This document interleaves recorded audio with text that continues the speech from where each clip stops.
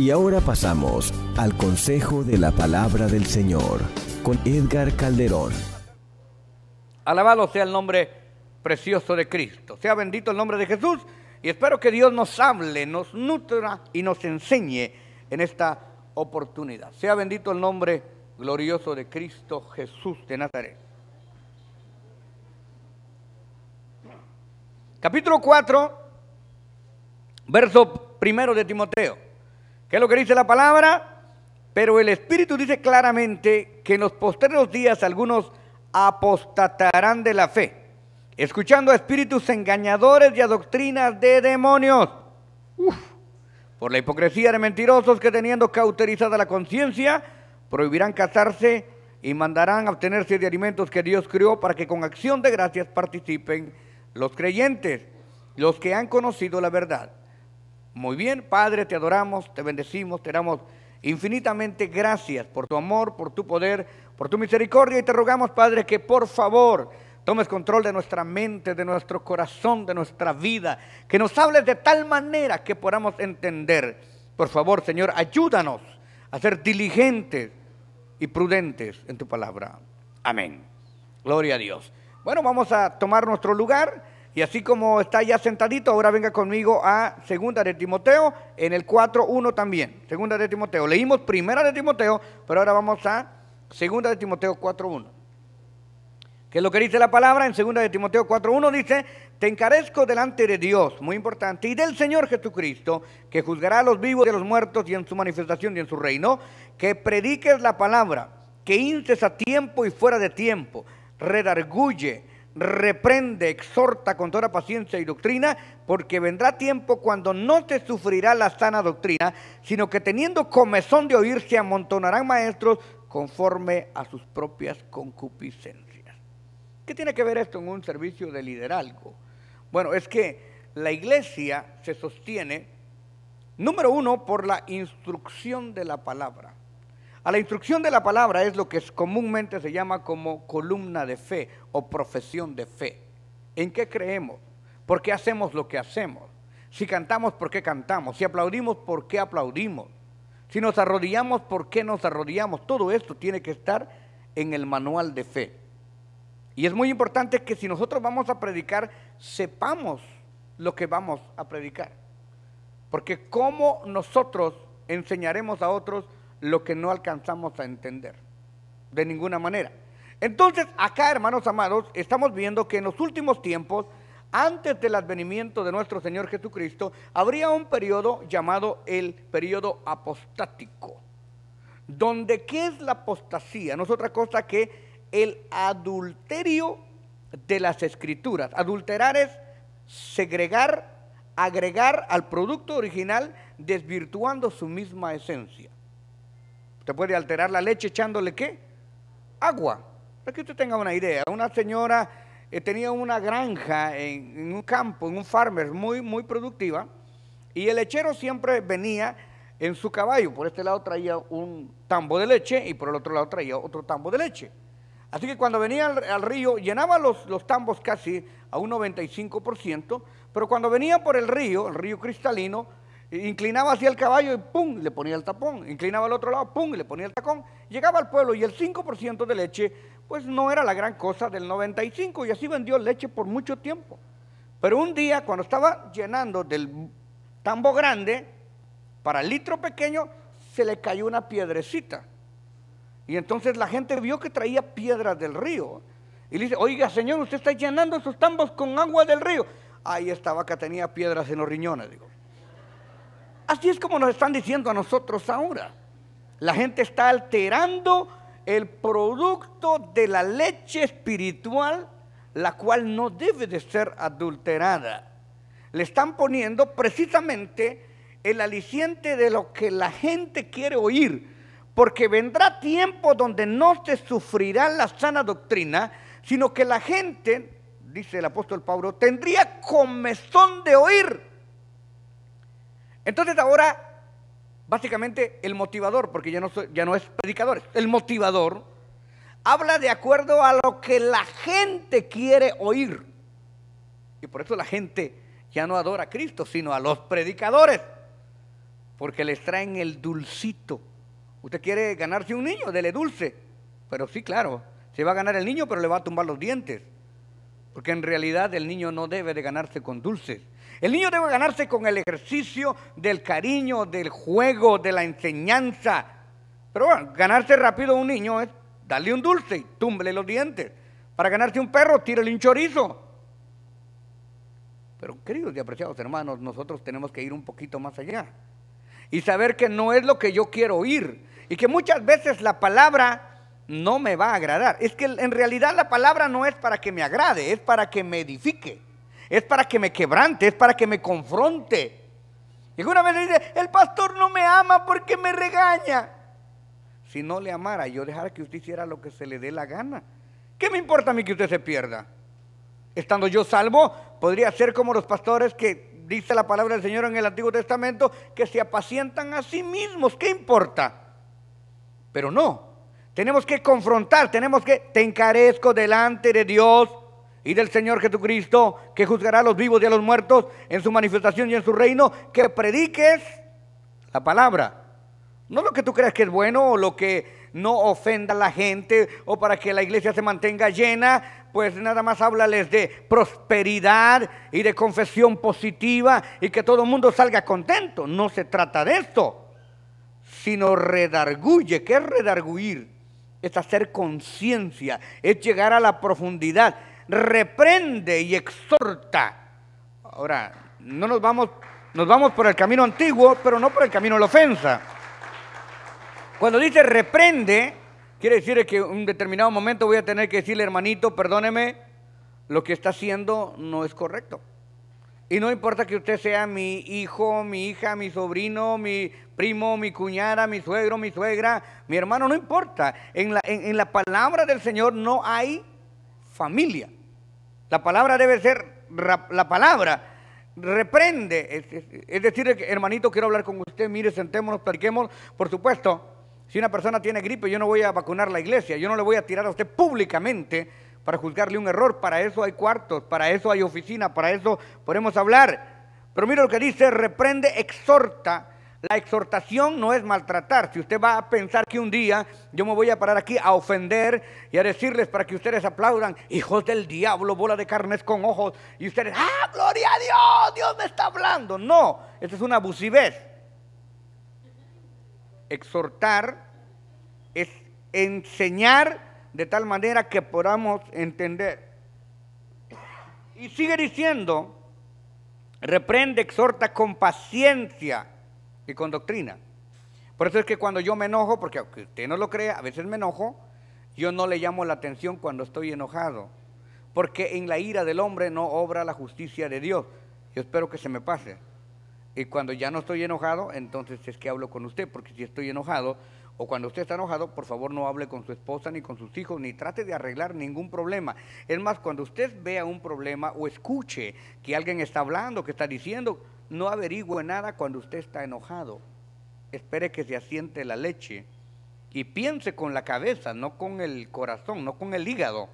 Y entonces usted va a poder solucionar los problemas sin meterse en otros más grandes. Pero cuando usted se enoja, en ese momento no debe de hacer nada, debe de esperar que el Espíritu Santo sane su corazón. Entonces usted va a poder amar y dentro del mismo amor poder corregir, redarguir y edificar. Entonces, ¿por qué estoy hablando de eso? Porque precisamente hemos empezado una serie de estudios en Apocalipsis y quiero invitarle que venga conmigo, Apocalipsis capítulo 1, y estábamos hablando y dentro del liderazgo de esto, capítulo 1 de Apocalipsis, nos quedamos en el verso 4.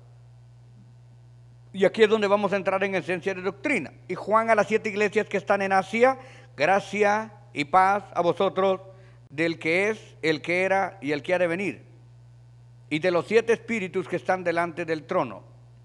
Ahora, cuando entramos aquí en doctrina, porque vamos a entrar a reyes y sacerdotes, que es lo que quiero hablar hoy, está diciendo a las iglesias que están en Asia. ¿Cuántas iglesias habían en Asia?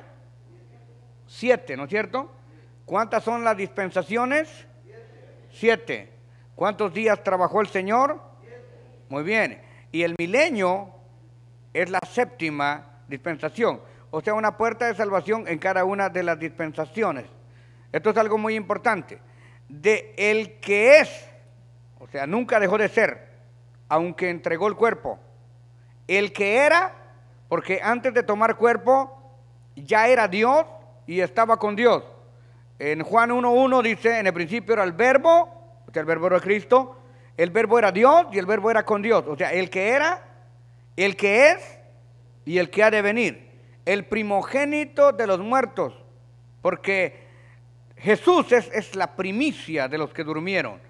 Al tercer día resucitó y es la primicia, el primogénito de los muertos, el soberano de los reyes de la tierra, el que nos amó y nos lavó nuestros pecados con su sangre. Esto es muy importante lo que está señalando aquí Juan, haciendo este currículum de la vida de nuestro Señor Jesucristo, resumiendo la vida del Señor Jesucristo en un solo párrafo. Muy importante, ¿por qué? Porque cuando usted vino a encontrarse con la salvación, usted se encontró con la puerta que es Jesucristo, y aunque ciertamente los siervos de Dios, llámese Juan, Pablo, Pedro, predicaron la palabra de Dios, ellos hablaron lo que Jesucristo había hecho. ¿Para qué? Para que su fe no estuviera en Juan, ni estuviera en Pablo, ni estuviera en Pedro, sino que estuviera en Jesucristo. E hizo lo que he estado diciendo en las últimas semanas. El 90% de los creyentes que se van a ir al infierno, oiga, no estoy diciendo los perdidos, los creyentes que se van a ir al infierno, se van a ir al infierno no porque no aceptaron a Cristo, sino porque aceptaron a Cristo, pero se perdieron porque no estaban viendo a Cristo, sino estaban viendo al líder que tenían enfrente. No me estoy dando a entender. El 90% de los que se pierdan en Cristo es porque habiendo aceptado a Cristo, no sirvieron a Cristo, ni siguieron a Cristo, sino al que estaba enfrente de ellos. Entonces, por eso Juan, en este libro de la Revelación, dice, a mí lo que me interesa es dar testimonio del testigo fiel, del primogénito de los muertos, del soberano de los reyes, el que nos amó, nos lavó nuestros pecados con su sangre. No fue Pedro, no fue Juan, no fue María, fue Jesucristo. A este es el que predicamos. Cuando alguien viene a la iglesia, usted no le dice, acepte al pastor, ¿no? ¿Para qué? ¿Qué va a ganar? Es más, si usted no me conoce a mí, no ha perdido nada, pero si no conoce a Cristo, está muerto en delitos y pecados. Entonces, esto es lo importante, y esto no es evadir responsabilidades. Cada uno de los líderes tenemos que dar ejemplo en todas las áreas de nuestra vida. No se evaden las responsabilidades, pero por más apegados a la palabra, nunca llegaremos a ser perfectos hasta que esto corruptible sea cambiado por la incorruptibilidad, hasta que esto terrenal no se convierta en espiritual. Pero mientras estemos en la tierra, por consagrado que sea el pastor o el líder, el misionero que le haya tocado, todavía come tacos, come pupusas, traga sopa de gallina y por ende es un mortal. Y si usted lo mira a él, se va a perder. Si usted me busca errores, me los va a encontrar. Y si yo le busco a usted, peor tantito. ¿Pero para qué? Usted oiga lo que oiga, mire lo que mire. Sordo, ciego y mudo para lo malo, oyente, vidente y parlante para lo bueno, porque el que murió, resucitó, lo salvó y lo perdonó, se llama Cristo Jesús, a su nombre. Y aquí voy ya a la doctrina, entramos en esencia ahora. Y nos hizo reyes y sacerdotes para Dios su Padre. Oiga lo que dice la palabra, porque el Señor Jesucristo siempre, Él no divide los tiempos como nosotros, pasado, presente y futuro. Él es un presente eterno. En Dios hay dos tiempos gramaticales que no existen.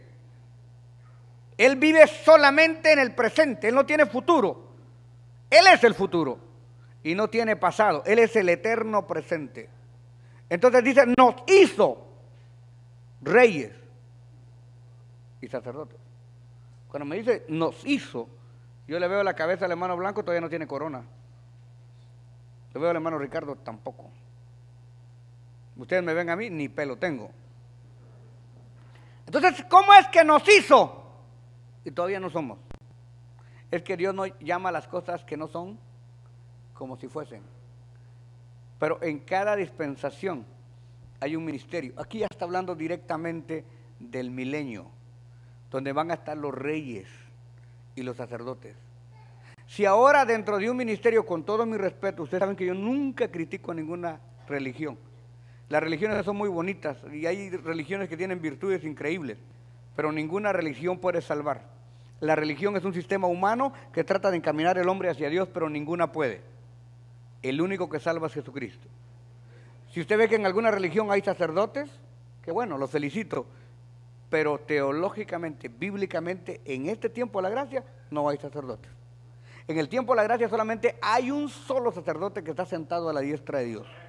No hay sacerdotes en la tierra. Y respeto las corrientes teológicas. Si me hablan que hay reyes, claro, hay reyes en Inglaterra y hay reyes en España, pero son reyes de gobierno humano. Pero que me salga uno por ahí que dice que es rey, tal vez de su esposa, porque no va a ser rey en el sentido eclesiástico, porque no hay reyes en este tiempo. Ni hay reyes, ni hay sacerdotes. ¿Qué es lo que hay ahora? Bueno, vamos a ver, aquí es donde yo quería llegar. La iglesia se instaura, pasando la dispensación de la inocencia, venimos a la conciencia, de la conciencia pasamos a la fe, de la fe a la ley, y de la ley a la gracia. Estamos en la gracia. En la gracia se instituye el nuevo pacto, el Nuevo Testamento. Ahí entramos entonces a ver cómo Dios establece los fundamentos de la iglesia. Y por si alguien le dice, pero hermano, ¿usted no cree en los profetas? ¿Cómo no voy a creer en los profetas si están en la Biblia? Si es más, los profetas ayudaron a escribir la Biblia. Tengo que creer en los profetas. ¿Pero usted no cree en los apóstoles? Claro que sí. ¿Cómo no voy a creer a los apóstoles que escribieron la Biblia? Pero todo tiene un orden. Entonces, a Efesios capítulo 2 y verso 20 dice, edificados sobre el fundamento de los apóstoles y profetas, siendo la principal piedra del ángulo Jesucristo mismo. Le vamos a poner, este es el edificio. Y lo primero que se tira en el edificio, no importa que ese piso sea muy bonito de madera, eso se puso ya de decoración después, abajo de esa madera hay cemento. Lo que se tiró primero fueron las bases, los fundamentos del edificio. No es tan importante la pintura, sino los fundamentos. Entonces, ¿cómo se fundamenta la iglesia? El fundamento es apóstoles y profetas.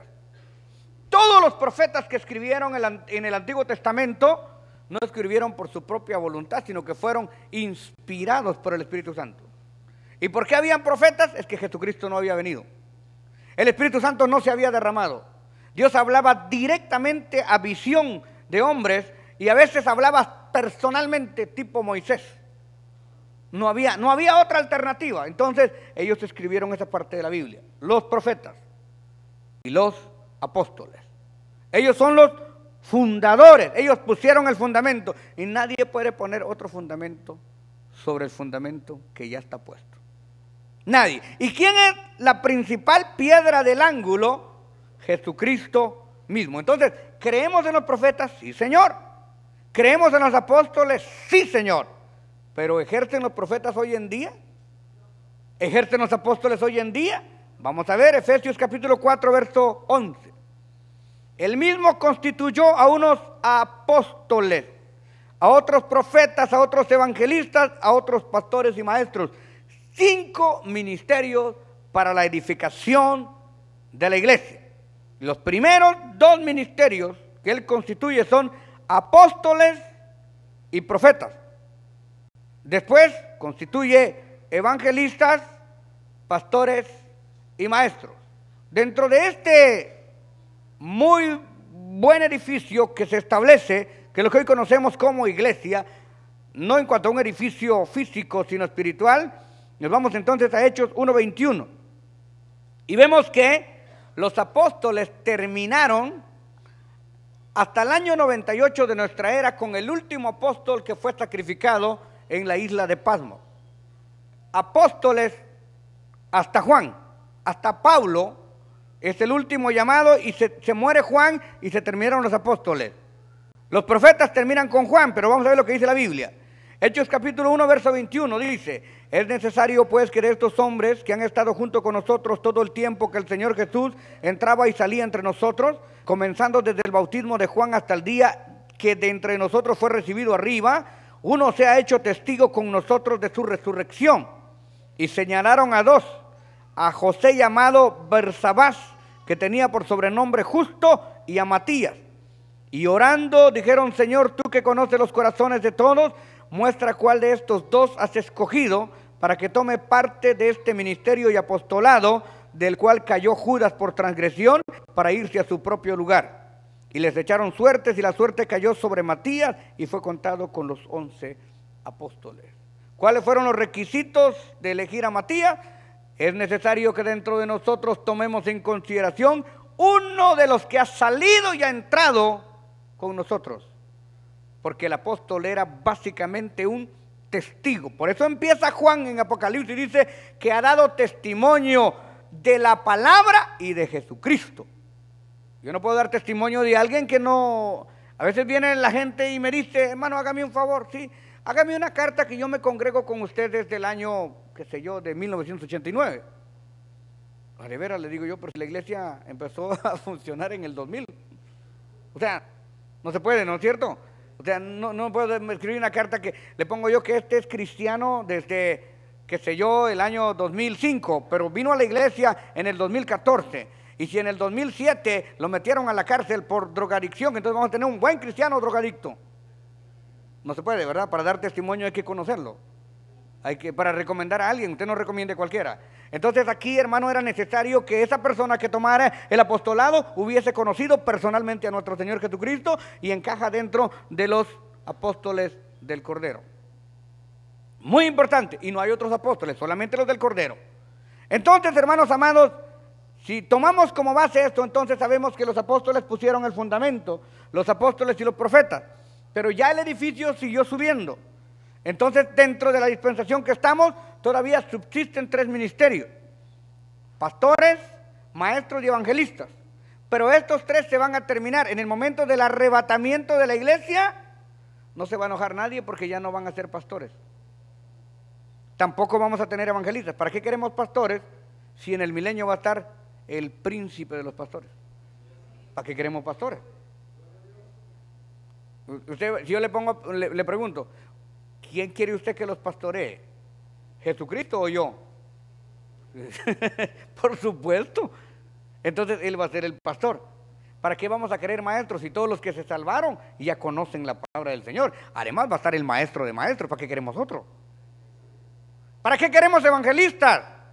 Si en el milenio todo mundo ya va a estar evangelizado, ¿para qué vamos a querer evangelistas? Entonces, amados y apreciados hermanos, ahora es este ministerio. Entonces, ¿qué ministerio va a estar en el milenio? Se lo acabo de decir: reyes.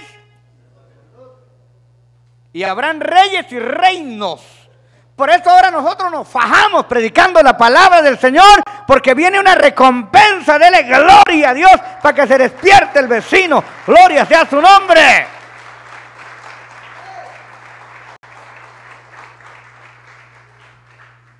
Hermano, entonces quiere decir que si yo no trabajo duro en la obra no me salvo. Sí, la salvación no es por obra para que nadie se gloríe. Pero usted puede pasar al milenio a cargar agua, a ser un ciudadano común o a tener una corona con muchas estrellas, dependiendo cada quien como sea su obra. Por eso, hermano, yo no comparto ese tipo de sistemas de que todos queremos ser igual. Esas terapias que le dan a los pueblos, que la gente que le gusta vivir de gratis del otro. ¿Sabe qué? Eso no funciona. El que se le da todo es un aragán que no produce. Y cuando a usted le regalan algo no lo cuida. Pero cuando a usted ese carrito que carga le costó la mitad de un riñón para pagarlo, usted hasta lo cierra con cuidado. Cuando la casita que usted tiene la ganó usted solo, no hombre, usted cuida la casita. Cuando se la dejó el papá, la mamá, no, pues usted tira las puertas y lo que sea, sabe que no le costó nada. Entonces, hermanos amados, es importante que sepamos que de acuerdo a nuestro trabajo, he aquí yo vengo pronto y mi galardón conmigo para recompensar a cada uno según sea su obra. Vale la pena no solamente creer, sino servir a nuestro Señor Jesucristo y dar la mía extra. Bendito sea el Señor. que el pastor no le va a pagar nada, pero la palabra del Señor dice que aún un vaso de agua será recompensado. Primera de Corintios capítulo 15, verso 8 dice, hablando Pablo, por eso digo que apóstoles hasta Pablo, y yo no le voy a ganar a Pablo, mira lo que Pablo dice, no lo digo yo, Primera de Corintios 15, 8, y el último de todos, como un abortivo, se me apareció a mí. Y desde el año 98 que muere Juan, hasta el año de 1940, entre los 40 y los 50, no aparece ningún otro apóstol en la historia. Hasta que empiezan a aparecer en Guatemala y tristemente en Estados Unidos, personas que empezaron a autoproclamarse apóstoles, empezando ya en los años 2000, la fiebre apostolitis. Hasta ahí. Pero no hay nada, en ningún recurso de historia de la iglesia, ni Juan Wesley, ni Juan Hus, ni Martín Lutero, nadie se nombró apóstol. Ni Gigi Ávila le dijeron una vez, en Guatemala le dijeron apóstol, se paró y le dijo, apóstoles hasta Pablo, estudia la Biblia. Nunca recibió el halago. A José María Muñoz, el hermano Chemita, que también fundó tantas iglesias, le dijeron apóstol y no lo recibió. Ahora me estoy espantado que el hijo ya es apóstol. Yo respeto cualquier... Si alguien me dice que es serafín, querubín, patriarca, yo respeto todo, pero no creo nada. Lo que dice la Biblia, la ley y el testimonio, bendita sea la gloria del Señor. El que no viviere conforme a eso, es porque no le ha amanecido. Y no critico a nadie. Usted puede ponerse rey si quiere, no hay problema. Pero la Biblia no reconoce. Dice, el apóstol Pablo dice en 1 Corintios 15, 8, y el último. Y si Pablo dice que es el último, pues ¿quién soy yo para decirle que no es el último? Quedó en la Biblia. Mateo 11, 13. Porque todos los profetas y la ley profetizaron hasta Juan. ¿Y esto quién lo dice? Jesucristo. Y habrá otro que tiene más autoridad que Cristo para que diga, no, siguen los profetas. Anoche me profetizó Niña Toncha. Y doña Juana me dijo que me vienen $100,000 en camino. Bueno, usted quiere créalo. Pero la Biblia dice, Mateo 11:13, porque todos los profetas y la ley profetizaron hasta Juan. Y aquí estamos, quiero que me acompañe a 1 Corintios capítulo 13. No crea lo que yo le digo, es mejor que crea lo que la Biblia dice. Dice